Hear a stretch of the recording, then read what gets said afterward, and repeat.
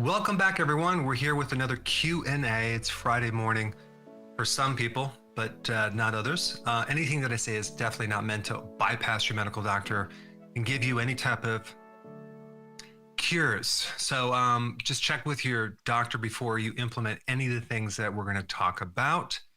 Steve, let's just jump right in like we normally do. Okay, true or false? Deficiencies of some heavy metals like arsenic, lead, could be the result of essential nutrients inhibiting growth and repair. So we know toxic elements like arsenic and lead are bad for us, but is it possible that if we're deficient in these toxic metals to some degree, could it affect our health? All right. Yes or no? Angela from YouTube, I understand that you had a Sjogren syndrome. What did you do to treat it? And what advice can you share as I now have it? I don't know if I said that right. Sjogren's? Sjogren's, yeah. I Sjogren's. never had it. So I don't know who said I had it, but yeah, it's an autoimmune disease. It affects the connective tissue. It can affect the skin. It can affect the joints. It can affect the digestion. I think the best thing to do is to take high levels of vitamin D, because that can actually help you hopefully put some of these symptoms in remission and act as an anti-inflammatory. So that would be the most important thing to do. And then try to focus on just creating as much health as you possibly can by doing the healthy keto, and especially prolonged fasting, regular intermittent fasting, because when you fast, you heal the immune system. So that's what I would recommend for that. Very good. Okay, I've got Sandra all set up for us. And Sandra, if you'll unmute yourself, you're on with Dr. Berg for your one question. Go. Hi, Dr. Berg. Thank you for sharing all your years of experience with health and wellness and nutrition with all of us. And I now understand why I feel so much better with prolonged fasting. My question is, I'm now in my 4th month of following your healthy keto and intermittent fasting guidelines, which has included your recommended liver support supplements. And I'm wondering, will I eventually be able to eliminate my symptoms from tyramine intolerance, since so many healthy keto food and supplements are high in tyramine? I think it's potentially possible, but as long as you keep everything else in check, I think you can definitely eliminate these intolerances. It's a good question, because I'll get other people that will say, if I do this long enough, will I be able to get rid of like an autoimmune disease, or will I be able to get rid of insulin resistance or my diabetes? The answer is yes, but but it comes with kind of a catch-22. Like, well, can I ever go back to my normal foods? I'm like, no, because those are not normal foods. So if you're maintaining these things, I think you absolutely positively can do that, because even if you have a genetic problem, the genes don't control you. It's like the epigenetics, your lifestyle, what you do, you as a person can actually override that and really put these genes under your control. So absolutely, positively, yes. Thank you. That's terrific. Well, thank you. And why don't you get back with us, as we ask everyone to do, Sandra, and let us know how you're doing, and if you were able to move past this particular challenge. And we sure appreciate you coming on with us from Salt Lake. All right. Hey, Steve, I just want to another story. I had someone. This is a long time ago. They called me up and they said, "Yeah, your program didn't work." I said, "What do you mean?" He goes, "Well, I did it for 2 weeks and it did help, but then I went back to my normal foods and then it came back." I said, "Okay, what are you eating?" It's just completely junk food. But the liver actually takes a beating. It can bounce back fairly quick, but it does take a longer time to really stabilize the liver. But there's data that you could strip off 50% of the fat in your liver within 2 weeks. I mean, that's like, wow, incredible to be able to do that.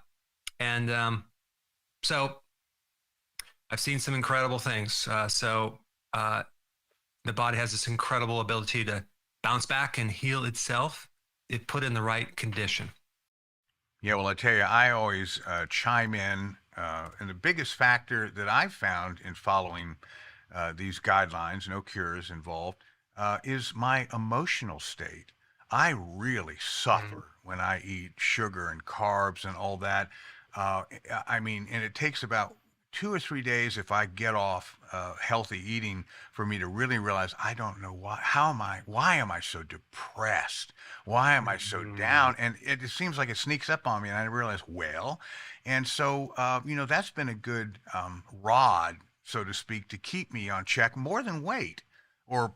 perception of some kind of health, because I feel good. I like to feel good, and emotionally that comes about a lot less depression, so on, just from eating, as you said, real food. It's not like you're trying to, sacrifice or something. You're just trying to get rid of the junk that seems to surround us today. So thank you for that, Dr. Berg.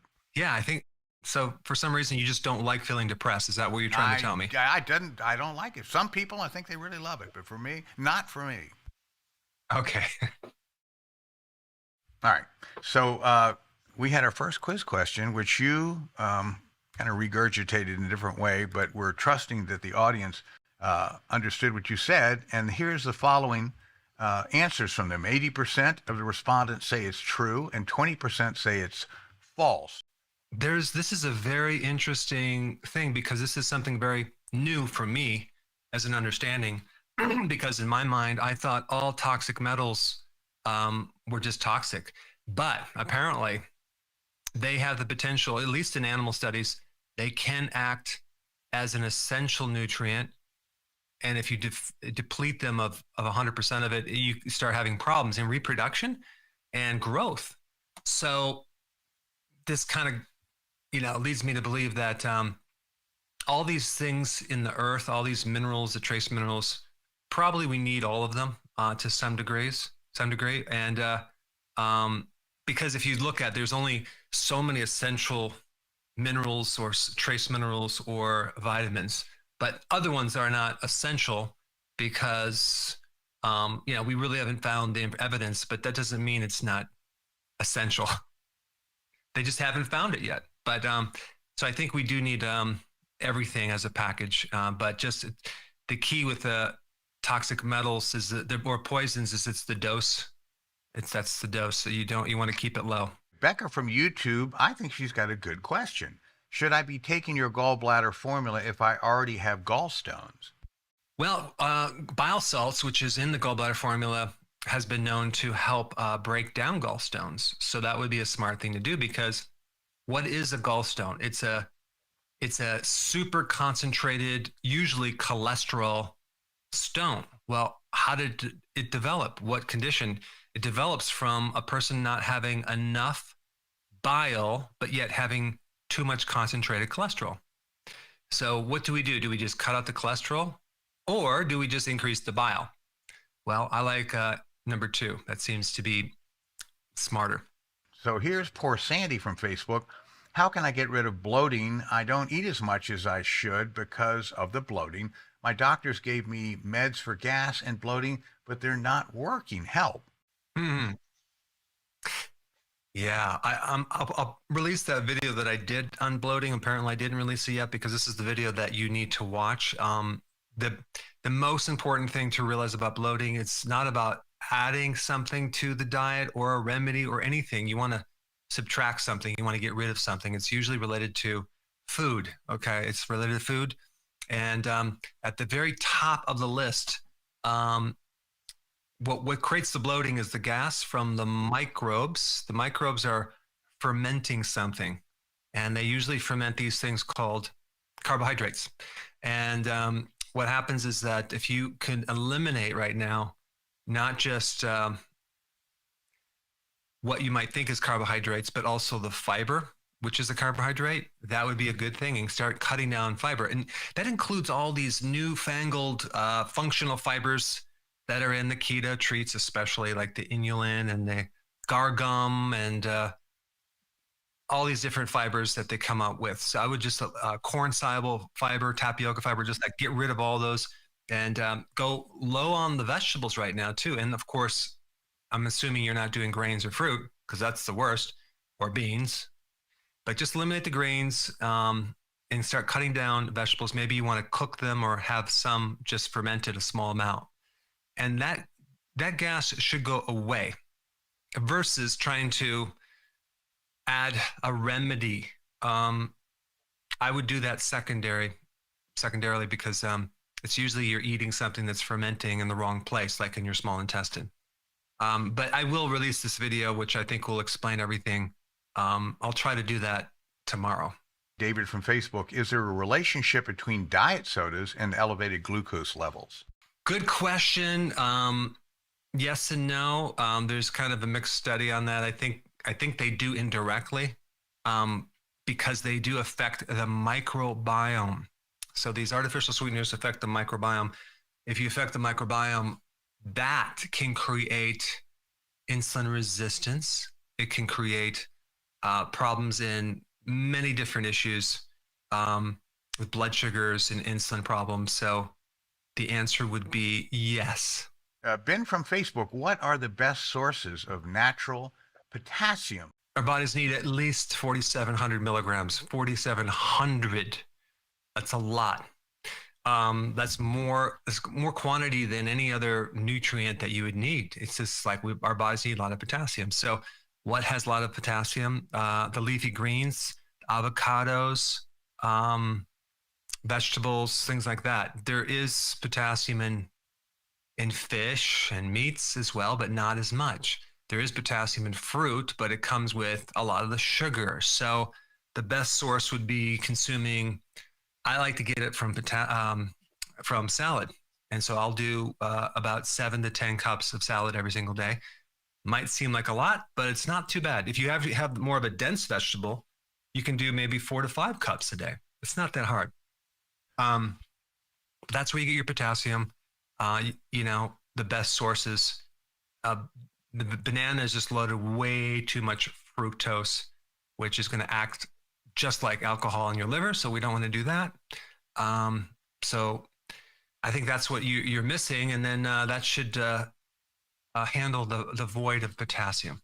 Debbie from YouTube, I'm sorry about her question. What's the best way to naturally address cancer of the stomach? Well, I've done videos on this. You should watch all of them. And the most important thing to do is a prolonged fast. Depending on the severity, if it's a stage 4, you'd want to do no less than 21-day fast right off the bat. Of course, taking your nutrients along the way, but that just adds such a great protection. Even if you decide to get chemo or radiation, the fasting makes your cells stronger. So here's the challenge that people are up against with cancer.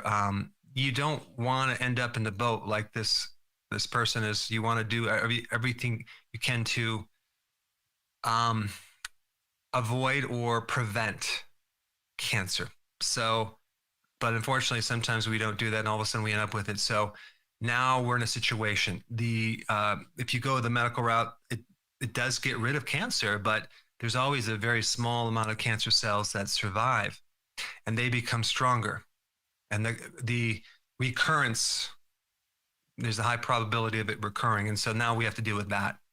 So there's a protocol that we have on in some of the videos on someone else's website, not mine, that was based on some research we did in Europe that involves a certain protocol of nutrition to help block this certain enzyme or biochemical pathway that cancer cells need to build their membranes. So that's a really strategic way to kind of put things at bay. But more important than that is this prolonged fasting. You need to start doing that on a regular basis and get some leverage over this cancer. Okay, very good. What would you suggest for those of us who don't, or at least we hope we don't, have cancer as a sort of preventative type fast? What kind of length and what frequency would we do that? I should actually create a video on this. In fact, I will, because like Sun Tzu has a book, The Technology of War. It's not the Art of War. I'd get the Technology of War. It's a great book. You can get it online on Amazon. But there's a principle that Sun Tzu used Sun Tzu used of winning his battles by avoiding battle. It's winning the war without going to battle. So this is all about prevention. So you have to understand the nature, the intention of a cancer cell and get all that intel information. So then you can understand it more. Like with cancer, it starts off as a normal cell and then it converts over into a cancer cell. Interesting. So why? Well, it's your there's damage in the cell in a very specific part of the cell called the mitochondria. So that is the secret to preventing cancer, is to avoid things that damage the mitochondria. Now, what does that mean? Well, let's go right down the list. What damages mitochondria? Processed foods, refined foods, especially refined sugars, refined carbohydrates, very stress, chronic stress will do it. Inactivity, not exercising as a causation factor. And then probably what's so significant about inactivity is that exercise itself is probably the biggest inducer of making your mitochondria strong and bigger and more robust and more efficient because of the energy factory. So exercise alone is one of the most potent ways to prevent cancer that I can even think of.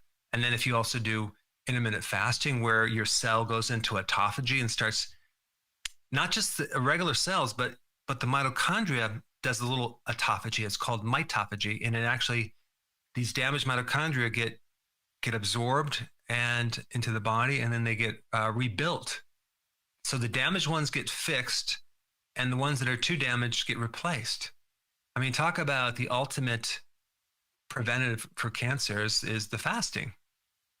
And then we have the keto, the healthy version of the ketogenic diet too. So the program that I recommend, I think, is one of the best ways to avoid cancer because it's creating health, it's avoiding carbs, and you're reducing stress and you're exercising. It's like really good epigenetic factors. Romeo from Facebook, is keto okay for someone with mitochondrial disease? Is there a disease specific to that? It's especially good for that. In fact, I don't know of any other therapy that would be good for that. But yes, it's the mitochondria loves ketones. Ketones give a lot more efficiency to the mitochondria. The mitochondria is a factory, and it's a fascinating factory that turns your food into energy. And there's even there's a battery going on in there too with electrons and all sorts of things. It's fascinating. And so keto diet is the best thing for your mitochondria that you can do. Now, once you have cancer, there's some additional things that you need to do, and we talk about that in the videos on cancer, especially the most recent ones. All right. Well, good luck with that, and let's get wish the audience good luck with the next question. Here's another true-falser for you. Okay, true or false? The liver accumulates and stores toxins as one of its functions. Seaham from Facebook, could you please make a video on seborrheic dermatitis, face and scalp? Yeah, that's a classic omega-3 fatty acid deficiency.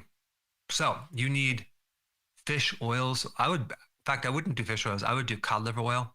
And that way you can have the vitamin D and the vitamin A, both essential for your skin. But that's really what you're running into as a deficiency of that.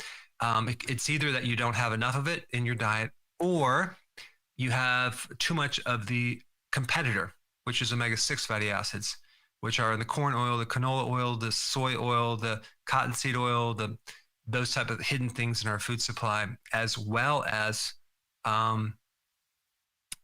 if you're going out to any restaurants, you're going to get a lot of those foods.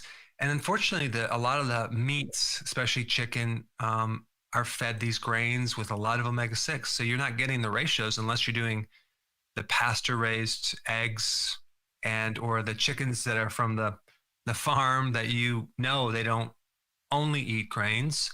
And then the grass-fed, grass-finished beef or lamb is going to be very important.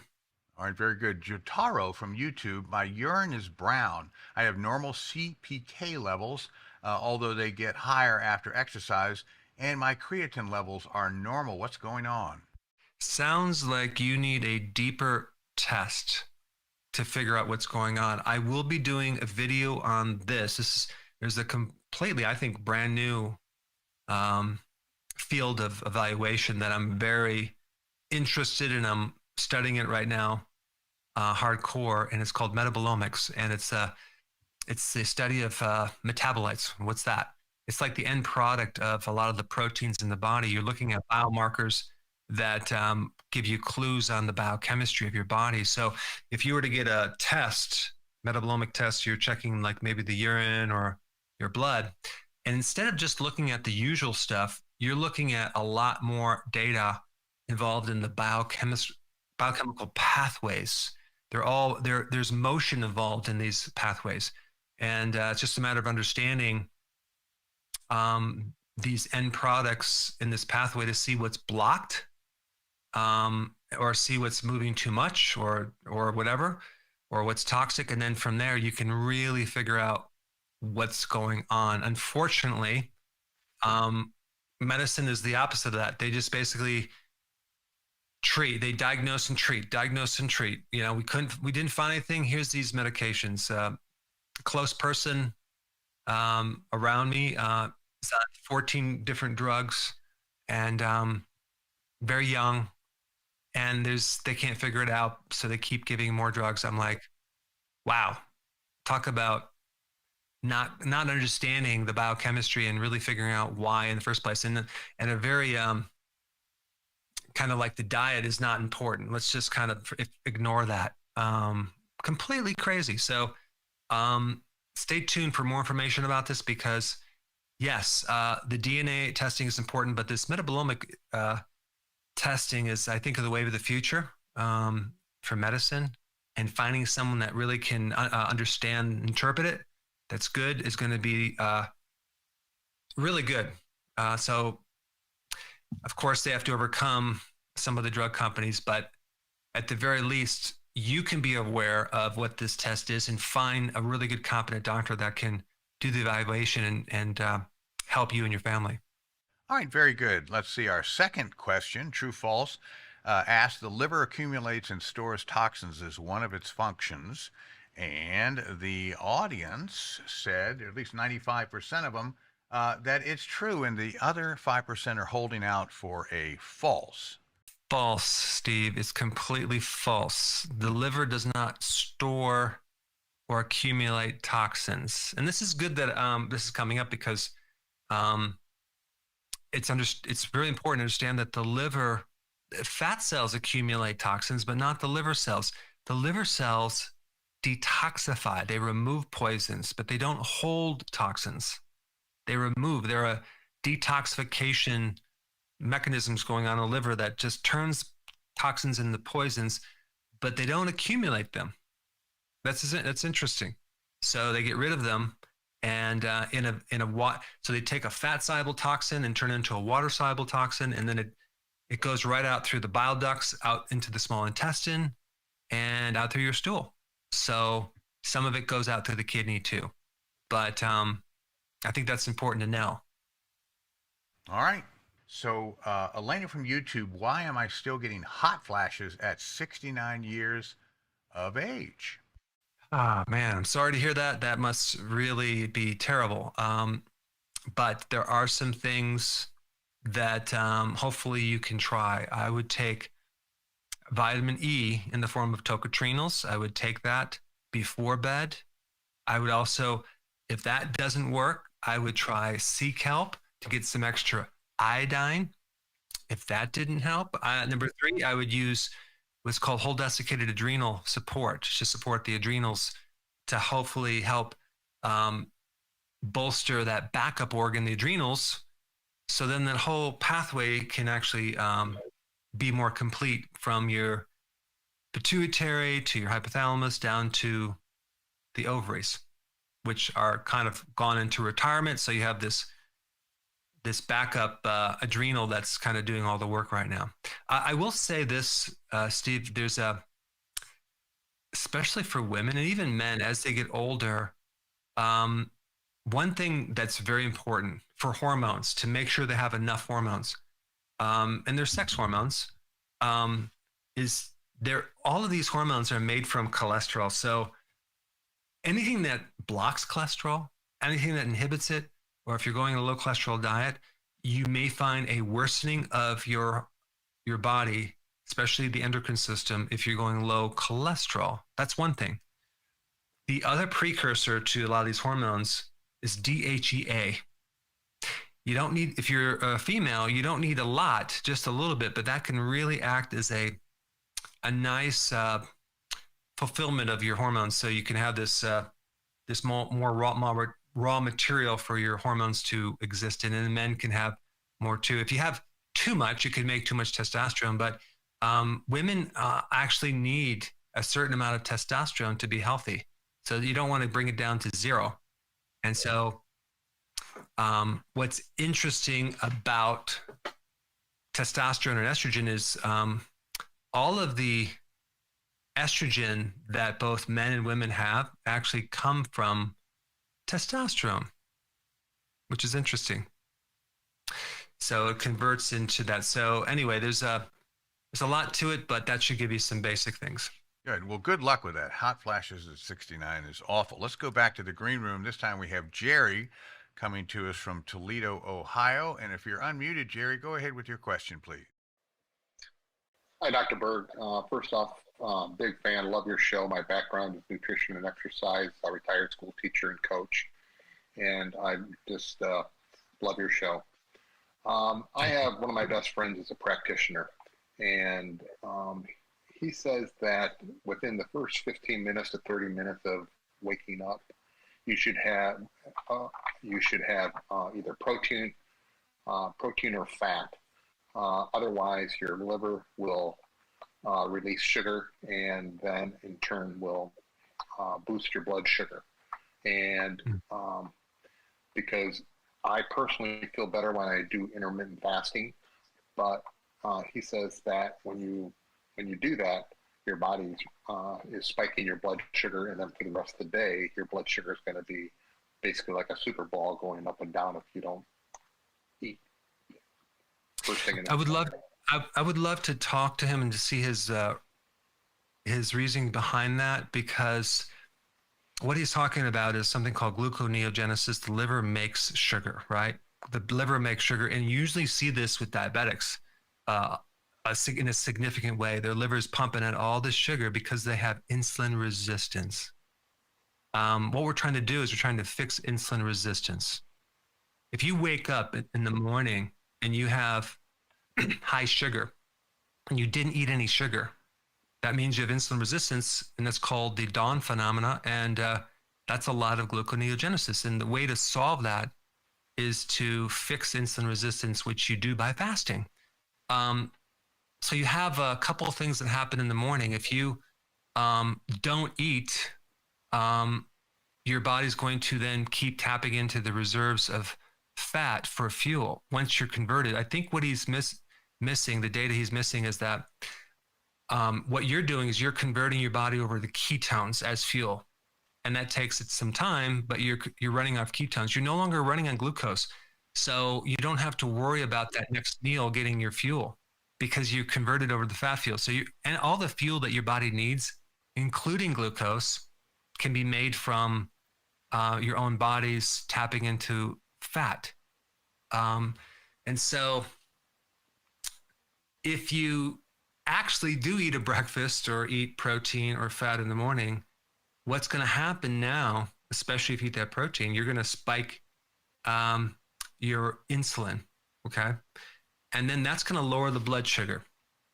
Then about an hour and a half, you're going to be hungry. And it starts the whole cycle. If you don't eat and you're fat adapted, your body is going to basically be mobilizing fat, and you can go for long periods of time. And even, I mean, here's the thing to do is just check your blood sugars. They should be normal in the morning if you're adapted, and if you're not a diabetic and you don't have insulin resistance. So your blood sugars will be normal. And so that, I think that would solve the argument right there, is just to check your blood sugars. And then let's say the blood sugars are high. would you want to eat if they're high? No, you want to exercise. So I guess that would be my answer, but I would love to kind of talk to that person and work out through what they're thinking or what they're using or what reference they're using. And then we could actually figure out really where the confusion is, because I really think it's just the absence of knowledge of the keto adaptation. One other quick question, if I may. As far as when I do intermittent fasting, I'm at the present time trying to lose around 50 pounds. And from my understanding, I should be getting about 1 gram of protein per lean body mass in order to maintain my muscle mass. And when I intermittent fast, I usually go till 1 or 2 o'clock and then stop eating around 6 o'clock. According to that method, I would be needing to get around 200 grams of protein. And is that possible, or is that a good idea in your eyes? No, I think that data is usually for bodybuilders, maybe in their 20s. You might need that much. I would go with 0.65 to 8 grams. So that would be less. And then the other thing too is when you start cutting down your protein, because you're doing intermittent fasting too, your efficiency of those amino acids become better because you're going through autophagy, and you're like, the question is, if you go on a long fast, where are you getting your protein? It's from autophagy. Your body's recycling, cleaning up all the damaged protein and using that as new protein. That is kind of where you want to go into to start replenishing the protein you have. So I think I would have a little less protein and just make sure it's the quality, which I think you're already doing: eggs, fish, healthy meats. And then I think you're going to be totally fine. Thank you so much. All right. Thanks so much, Jerry, for joining us from Toledo. And Steve, I think I've mentioned this before. I have a lot of arthritis and old injuries, fracturing bones, arthritis in my neck, and I have to really work at that because of the arthritis. So I've decided to go do some stem cell therapy, and the type that is the real stem cells therapy, where you're basically taking fat cells from your body and then doing something with them and re-injecting them into your body to get the stem cells. So I'm going to be doing that in 3 weeks, which I'll have to do a video on that. But the problem that I have, Steve, is that you need to have a certain level of fat to be able to do that. And I don't have enough fat, so I have to get some fat. And unfortunately, I can't use someone else's fat, because I did find a lot of people that would volunteer their fat for this cause. So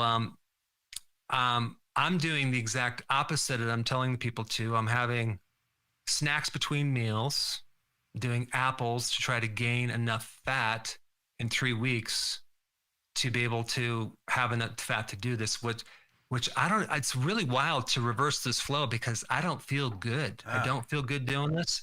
Like, I got brain fog. I feel tired. I'm like, okay, I can't wait till this is done. But I have to literally have gain about 5 to 7 pounds of actual fat on my body. So, well, that's some people not love that, but I don't like it. But that's not a test tube worth of fat, right? I mean, they want like a bowling ball full of it. That's amazing. I guess they have to harvest that much. 5 pounds of extra fat is actually way more than you might think. Oh yeah. Okay, Pretzel Maker from YouTube. Is it normal for blood sugars to spike after exercise? That's interesting. It's not normal, because it should go down because you're burning off your sugar, but there could be like some compensating thing, and also you can have like insulin resistance, and that could create a problem, because you're also generating a lot of stress hormones, cortisol, and you might be mobilizing sugar. And if you're doing intense exercise, you're actually living off your sugar. You're mobilizing the stored glycogen, but you're going to be using that. So it might go up temporarily to feed the muscles because you're doing a type of exercise. But if you have a lower level aerobic exercise where you're doing long walks or bike, things like that, within the first 30 minutes, you're going to be burning off a lot of that stored sugar, and your blood sugars are not going to usually go up. And but your body will try to keep them from going down too by mobilizing different types of fuel. So normally it shouldn't go up. Question number 3. Here it is. Why can't we assess a magnesium deficiency in a blood test? All right, that's very interesting. Audience, climb on it. Look in your crystal ball and come back. By the way, our producer Terry has a recommendation. He said for you to join me at Krispy Kreme for a week or two, and you'll have the necessary tonnage to proceed with your test. Oh, you know what? That's a really good point, because I could very easily just live on potato chips and popcorn and stuff like that. The problem with that is you don't want to do this with all the extra inflammation that comes through with those carbohydrates. If you do things like maybe sweet potato or berries, a lot of berries and apples, what'll happen is that you'll get at least less inflammation as you gain more weight and fat. Interesting. Well, Terry, you should be ashamed of yourself. I want you to retract that suggestion right away. Carmen from YouTube, I'm allergic to seafood. What alternatives would you suggest to provide the same types of nutrition? Well, probably the biggest nutrient that you're going to run into as being deficient is the omega-3 fatty acids. So you could probably maybe do algae. Algae might be a solution for the omega-3. As far as the iodine goes, hopefully you're not sensitive to iodine, because you need iodine. And I mean, the question is, could you do sea kelp? Is that a possibility? Because that would give you the iodine that you need. Why don't we wrap up the green room, and we're going to go to Osiris. And Osiris, if you'll unmute yourself, you're on with Dr. Berg. Dr. Berg, good morning. It's a privilege to speak to you and ask you a question. I've recently been watching a lot of your videos, and it's very informative. I'm 5'6", I'm considered morbidly obese, and I don't have any issues as far as cholesterol or diabetic, but I do feel that there's so much information. I've run across intermittent fasting, I've run across the carnivore diet, I've run across what you've shared with keto, and I just, some direction as far as so much information out there. I was thinking initially of doing a 36-hour fast to quick start my metabolism and get some testosterone, and then go into a 20/4 hour intermittent fasting to do strictly carnivore. But then I know you've done videos on 16/8 and keto. My wife, she's plant-based, and so I'm not plant-based. I don't like it. But I was just wondering if you can share some information. My cholesterol is about 220. It's a little on the high side, but that's because I've eaten poor meats as opposed to grass-fed, grass-finished. And from time to time, I have the occasional coffee with sugar, or when I'm driving, I feel the fog, so I have to pull over and grab a donut just to get things back into a focused mind. But I don't want to be that way. I don't want to be morbidly obese. I'm 51. I'm about 270. I want to be at around 205. What Got would it. you recommend? Yeah. So how would you say your willpower is in general? Do you have a lot of discipline, or do you have some weaknesses within the discipline or the willpower?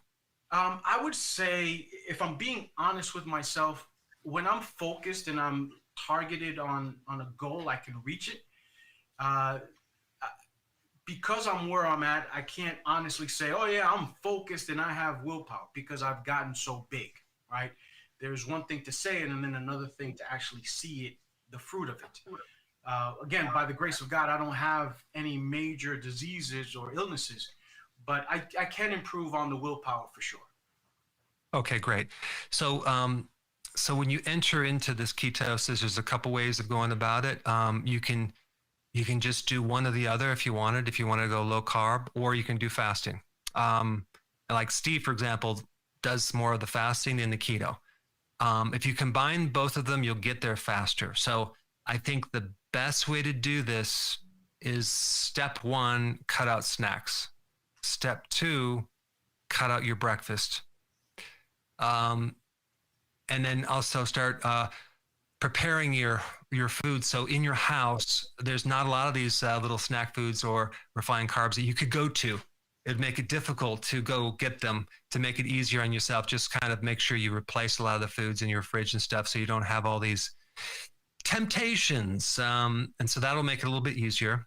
And then here's the thing: as soon as you start to take action and just start, you're going to notice something like, wow, it's my cravings are less. I'm not as hungry. So that's going to make it easier. And then you keep going, and then you take your lunch and your dinner as 2 meals, and then you slowly start to collapse them. With someone like you, you'll probably do the best if you can do 1 meal a day, and don't worry about calories. Just have 1 meal a day. And then that way you have like 20, more than 20 hours of fasting. And that would actually get you to where you need to go, really A to B, if you add exercise to that. And plus, there's no cravings, so it's going to make it a lot easier. And then the only other thing you have to deal with at that point is like past habits that you have, like routines, social activity, temptation with other people, birthdays, events, and those type of things, which is a problem. But you want to build on your success. And I think what's really cool about the fasting is that it actually strengthens your willpower, because it's like you have to avoid something, and then you'll get stronger over time. And then once you do it and you get the results, then you won't go back, because you're going to feel so good. Just like Steve, you're going to just feel good. Like, wow, this is really worth it. And then fill in all the other details with the videos I have. But right now, I think you have enough information to be dangerous. I mean, successful. So it's just a matter of diving in. I wouldn't even do anything from right now other than I'm starting immediately, and then dive right in, get your feet wet, don't think about it, and then just keep being educated about it, because there's no reason at your age why you shouldn't be 205 and feel strong, and then avoid all the other health problems that come along with the issues of having insulin resistance. Dr. Berg, I do have one other question, if you don't mind. Yeah, go ahead. In the mornings, apple cider vinegar or krill oil versus fish oil, just those additional supplements that will supplement, or add, I should say, to what I'm not eating. Do you recommend doing those type of supplements in a carnivore, or those type of supplements in a keto type? Both. Because there's 2 main categories. So see, when you do carnivore or keto, they're both ketogenic diets. The carnivore is just without any plants. Okay, so you're not doing vegetables or fruits or anything like that. So they're both keto. So when you burn ketones, there's 2 general things that you need to be aware of. One is the electrolytes, including sea salt, more of those, and then B vitamins, because that way you just satisfied more of the demand for those 2 categories, and then you'll have very little complications. You feel good. You'll substitute all the things you need. But you mentioned the krill for the omega-3. That's another thing. But you could, being carnivore or keto, easily get that from fish oils, things like that. So, but the electrolytes and the B vitamins are 2 at the top of the list. Of course, if you get electrolytes with trace minerals, then that's the icing on the cake. I'm sorry, I shouldn't talk about cake, but the trace minerals are going to be good for you, like the zinc, for testosterone, iodine, or brain IQ. So I think that would be my answer on that. Thank you, sir. You're welcome. That's great, Osiris. Thanks for a great call. And let's go to question number 3, which asked, why can't we assess magnesium deficiency in a blood test? And we've got, is that called a quorum? 100% say because it's stored in the tissue and bones and not in the blood. That is correct. 99% of all magnesium is not in the blood. It's inside the cell, intracellular. So that goes along with other nutrients too, like potassium. I mean, the thing about the blood is the body does everything it can to keep a constant in the blood. So this is the problem when you get a blood test. It doesn't really give you a lot of information. It doesn't tell you what's happening with your insulin levels. Because there's a lot of things compensating to keep that blood stable.